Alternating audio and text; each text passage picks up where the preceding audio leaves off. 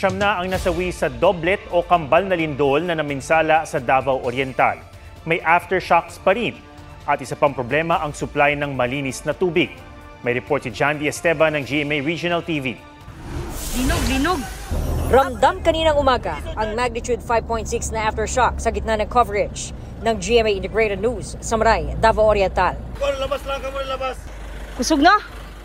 Isa lang yan sa di bababa sa 1,000 aftershocks ng magnitude 7.4 at magnitude 6.8 na lindol noong Biyernes, October 10.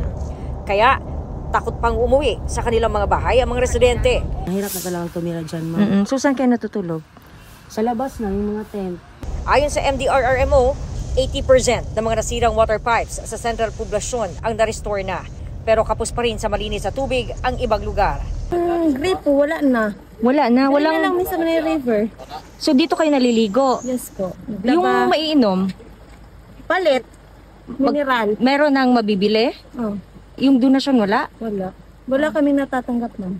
Wala po talaga kaming tubig dito. May ano po kami dito, puso, pero wala talagang mainom. Sa ibang barangay nga, pawala-wala ang tulo sa kanilang sariling water system kapag nawawala ng kuryente. Para makatulong, naglagay ang 2nd Logistics Support Group ng Philippine Army ng water purifying system sa evacuation center sa Barangay Central Poblacion. May dadalhin ding ganyan sa bayan ng Baganga. Nakapanlulumo rin ang bakas ng lindol sa bayan ng Lupon. Lagpas 1 oras ang layo mula sa Manay. Bitak-bitak ang lupa. Durog ang mga bahay. Ilang residente ang naninirahan muna sa simbahan. Dagdag pahirap ang ramdam pa ring aftershocks. Siyam na ang kinitil ng lindol sa Davao Oriental ayon sa Office of the Civil Defense. Mahigit 400 ang sugatan. Halos 700,000 individual ang apektado, kabilang ang mahigit 12,000 nasa evacuation centers. Simula naman kahapon ang 60-day price freeze sa mga pangunahing bilihin sa Davao Oriental hanggang December 12. Sa mga lugar namang isinailalim sa state of calamity, umiiral ang 15-day price freeze sa mga panlutong LPG.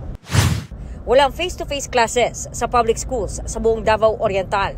Gayon din sa ilang bahagi ng Davao de Oro until further notice.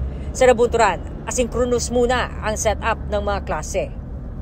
Jandy Esteban ng GMA Regional TV, nagbabalita para sa GMA Integrated News.